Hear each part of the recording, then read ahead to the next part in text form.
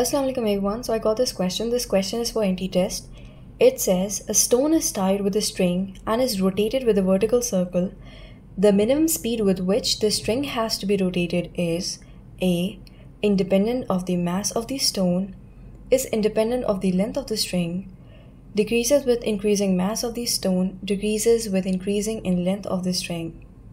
So basically इसके अंदर क्या करना है कि एक स्टोन है जिसको आपने एक स्ट्रिंग के साथ टाई किया है, आप उसे वर्टिकली रोटेट करवाना चाहते हैं, but what you need to know is कि उसकी मिनिमम स्पीड क्या होगी एंड वो स्पीड जो है मिनिमम स्पीड वो किसके ऊपर डिपेंड करती है.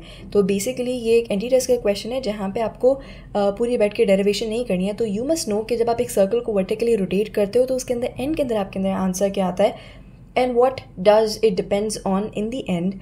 तो आप लोगों को सिर्फ उसकी फाइनल इक्वेशन याद करनी है, but I let you know कि आप लोग किस तरह उसे जो है ड्राइव कर सकते हो for your purpose of understanding and will get to the end of this answer. Okay, तो I see how we suppose to find this out. अगर आप लोगों ने मेरी फर्स्ट वीडियो देखी हो, the first ever video I posted, I talked about the vertical motion. इसके अंदर मैंने सर्कल के ऊपर 4 पॉइंट्स की बात की थी कि जब भी आप फॉर एग्जाम्पल ये एक सर्कल है, ठीक है, आपने यहाँ पे आपके पास पत्थर लिया, आप पत्थर को इस तरह घुमाना स्टार्ट करोगे ना, राइट, तो फोर्स कहाँ से लगेगी, इस तरह लगेगी. दैट मीन्स कि जो मिनिमम वेलोसिटी जो आपको चाहिए वो किस पॉइंट पे चाहिए, you need this eight this point, right.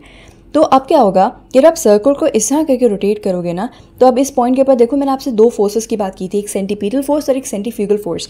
The force that was acting towards the centre of the circle is what, that is the centripetal force, and जो बाहर की तरफ एक्ट कर रहा था वो कहता है सेंट्रीफ्यूगल फोर्स है. अब इस पॉइंट के ऊपर मैं क्या कहती हूँ कि अगर एक फोर्स लगी है, मैं कहती हूँ कि पॉइंट ए कह देती हूँ, राइट. अब यहाँ पे देखो कौन सी फोर्सेस लग रही हैं, यहाँ पे अंदर की तरफ लग रही है ऐसे करके टेंशन ऑफ द स्ट्रिंग, नीचे की तरफ लग रहा है द सेंट्रीफ्यूगल फोर्स, एंड और नीचे की तरफ लग रहा है क्या, दैट इज वेट, राइट. फिर अगर हम इस पॉइंट के ऊपर आते हैं, मैं कहती हूँ बी के ऊपर, देखो अब इसके ऊपर क्या लग रहा है, अंदर की तरफ लगेगी टेंशन, बाहर की तरफ लगेगा द सेंट्रीफ्यूगल फोर्स और नीचे की तरफ लगेगा वेट, राइट. अब बिल्कुल इसकी ऑपोजिट पॉइंट के ऊपर आते हैं, ये जो स्टोन है रोटेट होकर यहाँ पे आ गया, ठीक है. अब देखो अंदर की तरफ लगेगा टेंशन, बिल्कुल नीचे की तरफ लगेगा वेट, राइट. एक टेंशन लगेगी, वेट लगेगा, एंड बाहर की तरफ क्या लगेगा, centrifugal force.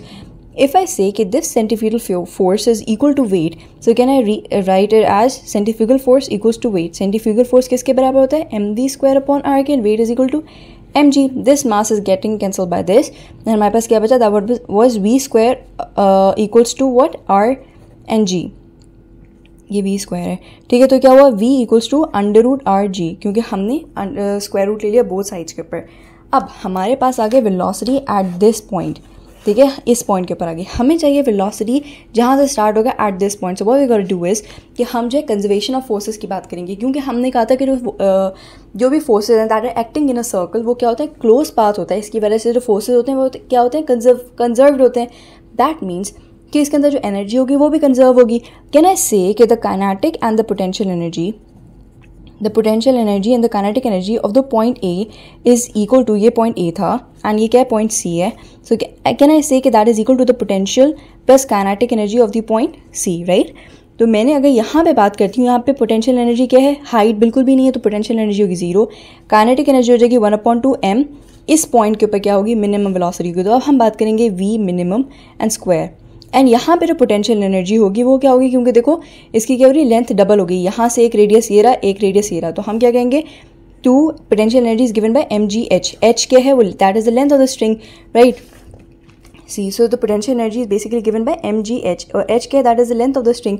So what will that be, that be mgl plus kinetic energy क्या हो जाएगी, that is 1/2m v square. और ये वाला जो वेलोसिटी है वो हमने कहाँ से निकाला था, यहाँ से. तो अब हम इसकी वैल्यू पुट आउट करेंगे, तो हमारे पास क्या हो जाएगी, ये mv square upon 2, and that is basically the minimum velocity, and that is equal to 2mgl plus 1/2m, और ये क्या हो जाएगा, under root R G square.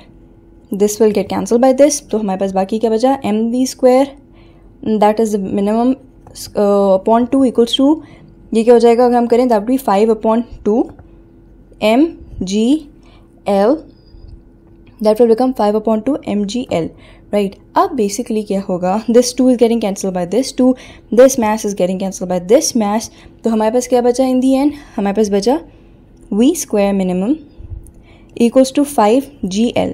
तो क्या हो जाएगा, v minimum equals to under root 5gl.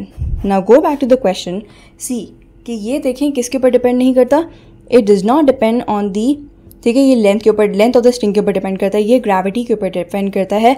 और what is the answer? The answer would be that it is independent of the mass of the stone, because उसके ऊपर ये नहीं करा. तो what is the answer? The answer is A.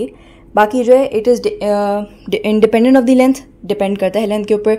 decreases with the increasing mass of the stone, जब उसके ऊपर depend ही नहीं करता तो इंक्रीज डिक्रीज क्यों होगा? decreases with the increasing length of the stone. So yes, that would also be correct. So that is, it is independent of the mass of the stone. So I hope you guys got it.